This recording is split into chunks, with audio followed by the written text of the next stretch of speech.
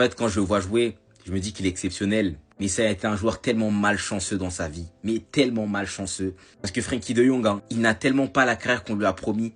Mais genre tellement pas. Et pourtant, c'est même pas une affaire de niveau de jeu. Mais malheureusement pour lui, aujourd'hui, il évolue dans un effectif, j'ai envie de dire malheureusement ou peut-être même heureusement, mais il évolue dans un effectif où il y a Pedri. Et Pedri, à l'heure actuelle, hein, lorsqu'on pense au FC Barcelone au milieu de terrain, il occupe toutes nos pensées. C'est-à-dire qu'il éclipse à un point Frenkie de Jong, où je me dis que Frenkie de Jong joue dans l'ombre de Pedri.